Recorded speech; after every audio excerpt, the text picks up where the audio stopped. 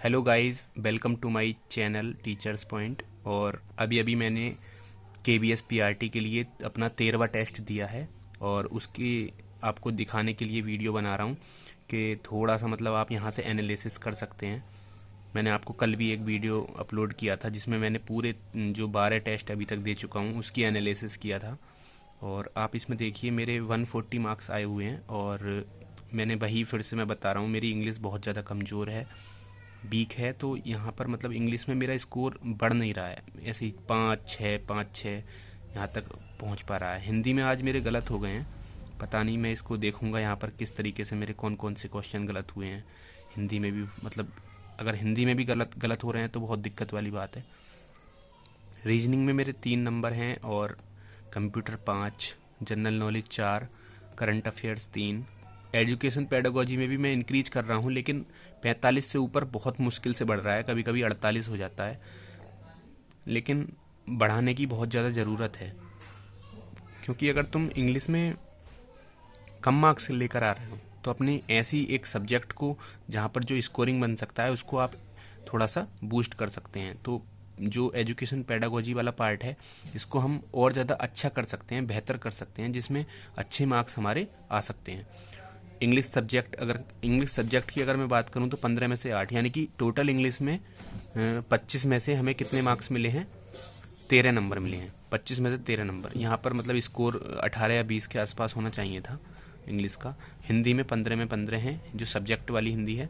और मैथमेटिक्स में 25 में से 24 हैं और इन्वायरमेंटल स्टडीज़ में 25 में से 22।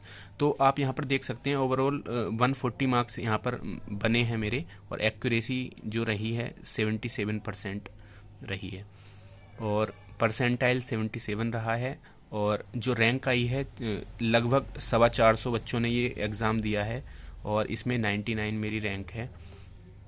अच्छा स्कोर है, लेकिन इतना भी सफिशियंट नहीं है कि मतलब हम KBS के एग्ज़ाम में जाके बैठे हैं और वहाँ पर तो बिल्कुल कितना भी आप स्कोर कर लो वो आपके लिए मतलब कम ही कम है ना। लेकिन हाँ, ठीक स्कोर है, इंटरव्यू कॉल आ सकता है इस पर।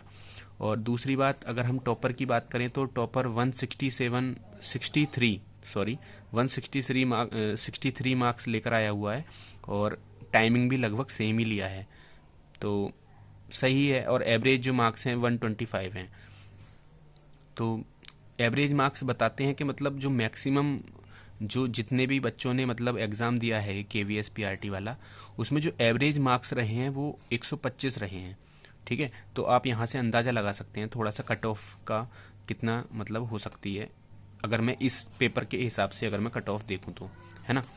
तो इस पेपर के हिसाब से अगर हम कट ऑफ निकालें तो जनरल की 132 के आसपास मतलब हम लगा सकते हैं कट ऑफ को, है ना, 132 या 130 के आसपास। और इस तरीके से हम कट ऑफ को यहाँ से एनालिसिस कर सकते हैं।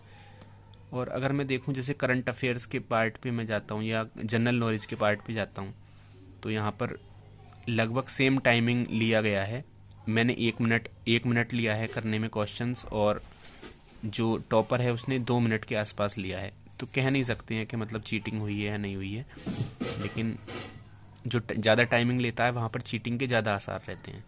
ठीक है, तो मैं वही चीज़ मैंने कल भी बताई थी अपनी वीडियो में। तो कल मैं दूसरा टेस्ट दूंगा और उसकी भी एनालिसिस अपनी डालूंगा इस वीडियो अपने यूट्यूब चैनल पर, तो आप ज़रूर देखा करें। इससे क्या होता है, मोटिवेशन मिलता है। लोग क्या काम करते हैं, लोग कहते हैं कि मतलब ज़्यादा स्कोर आ रहा है टॉपर्स का, 160 मार्क्स आ रहे हैं, 165 आ रहे हैं, 170, और हमारे आ रहे हैं 110 120, तो हम डीमोटिवेट हो जाते हैं। ऐसा कुछ नहीं है। ठीक है, आप अपनी तैयारी करते रहें और डीमोटिवेट बिल्कुल नहीं होना है। अपने जितने भी टॉपिक्स हैं जो तुम्हारे गलत जा रहे हैं तुम्हारे एग्ज़ाम में, टेस्ट में, जो मॉक टेस्ट आप लगा रहे हो, तो उसमें उन टॉपिक्स को क्लियर कर लो।